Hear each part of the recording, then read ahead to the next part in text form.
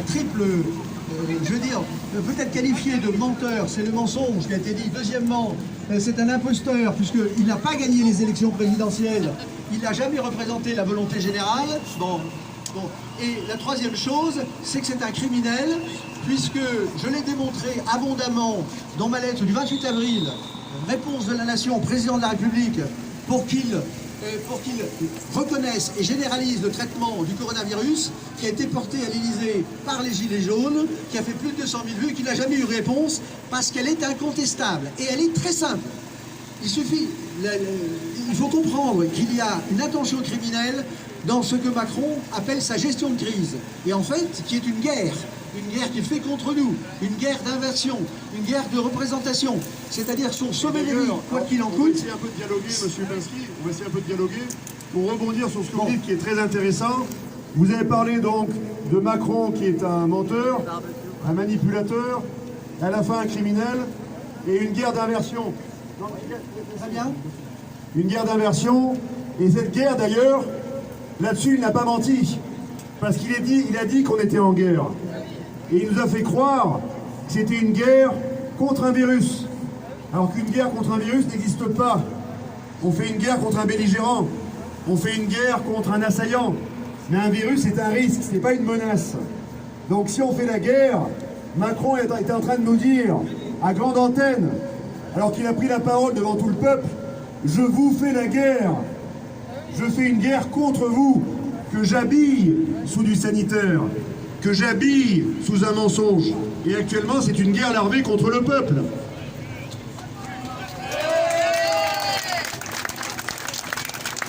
C'est une guerre contre le peuple, et pour aller au fait, une guerre contre la vérité. C'est-à-dire que on peut faire un beau raisonnement, c'est ce qu'il fait, mais qu'est-ce qui permet de savoir quelle est la vérité? C'est la science, et il y a eu un grand mensonge sur les chiffres qu'on ne discute pas, et la seule chose à retenir, c'est le nombre de morts. C'est-à-dire que M. Macron vous a dit, le président Macron, qu'il y aurait la transparence, qu'il y aurait, si vous voulez, on saurait ce qu'il y a dans les vaccins. Il a dit qu'on saurait tout. Or, on ne sait rien. Et le mensonge total, il est impossible. Et j'ai des remontées de toutes parts. Nous avons tous des remontées, en particulier le personnel soignant qui est méprisé. Si le personnel soignant ne se fait pas vacciner en masse, c'est parce qu'il voit les effets. Il voit les effets, les morts, les effets secondaires qui sont les effets principaux. L'effet principal de ce faux vaccin, l'effet principal, c'est la mort. Bon, et il faut qu'il y ait une demande impérative en bonne forme au président Macron de faire publier les vrais chiffres des morts. Nous ne les avons pas. Il faut qu'il y ait une mobilisation générale. Le système de pharmacovigilance n'existe pas. C'est une duperie. Ce n'est pas un système de pharmacovigilance actif. Et donc, le mensonge absolu, il faut qu'on ait ces chiffres, des remontées. Et là, c'est la preuve que le prétendu vaccin, qui n'en est pas un, est plus meurtrier et catastrophique. Vous avez quand même le prix Nobel. Quand vous avez un prix Nobel, Montagnier, qui vous dit que... Le professeur Luc Montagnier qu'on applaudit, parce qu'on l'aime tous.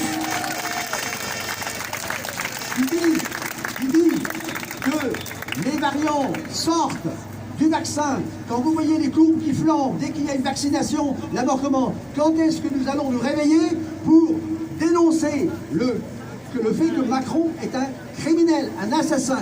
Et il y a trois choses à retenir. Dès le 25 janvier de l'année dernière, vous avez eu une campagne de communication disant pour la première fois dans l'histoire du monde, si vous sentez des symptômes, restez chez vous. Et quand la situation s'aggrave, faites le 15, c'est-à-dire allez engorger les salles de réanimation pour qu'il puisse y avoir une communication pour après enchaîner le confinement. Et même les pompiers ont dit que c'était une mascarade. Quand il y a eu les transferts, quand est-ce que le ridicule assassin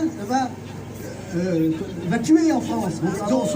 Du mensonge, de la manipulation, de l'abus de position, parce que la position présidentielle est une position éminente, une position, comme l'a dit M. Pinsky, une position régalienne, la position du premier d'entre nous qui est censé nous protéger, qui est censé nous donner le verbe, le droit et l'action pour nous protéger, alors qu'il n'a fait que manipuler et dissimuler ses actions Donc en fait, ce que nous recherchons tous aujourd'hui pour redevenir libres, c'est la vérité.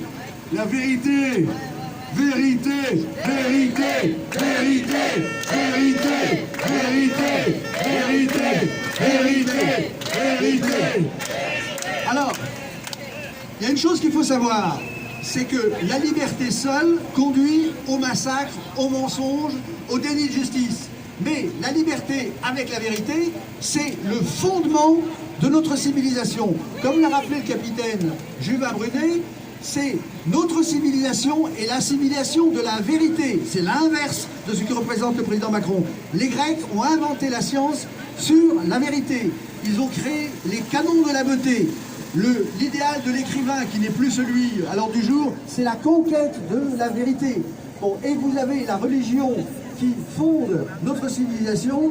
Le christianisme, pour ne pas le nommer, a dit, vous a donné la clé des présidentielles, la vérité vous délivrera du coronavirus, délivrera de la vaccination obligatoire, délivrera du mensonge de Macron, du crime de Macron et de l'imposture. Il nous a volé les présidentielles et il faut que nous gagnions les prochaines présidentielles. Et je peux vous dire que si de toute la France, le mot assassin, la demande de publier les chiffres des morts, si elle monte de toutes parts, le président Macron apparaîtra pour ce qu'il est, c'est qu'un criminel ne peut pas être candidat à la présidence de la République.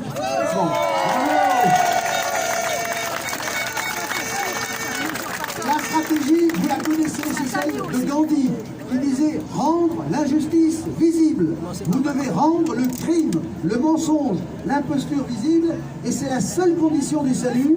Et à ce moment-là, vous aurez le retour à la vraie vie, à l'art de vivre à la française, que nous attendons tous. Donc si vous voulez que vos mots, vos symboles, vos votes fonctionnent, il vous faut réarmer la vérité et remettre à l'endroit le langage, remettre à l'endroit les symboles, c'est-à-dire liberté, mais dans la vérité, dans le bien commun. Et à ce moment-là, vous aurez ce choc métaphysique. La liberté seule est une imposture.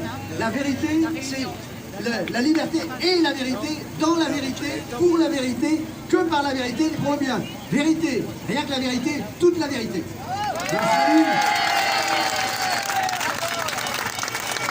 Merci. Et la pluie et l'adversité, M. Lupinski nous a apporté ces lumières, des lumières qui nous réchauffent nos cœurs, réchauffent nos esprits, réchauffent nos âmes. Un tonnerre d'applaudissements pour M. Lupinski. Et vive le choc métaphysique de la vérité. Et merci au capitaine Juvin Brunet de m'avoir invité.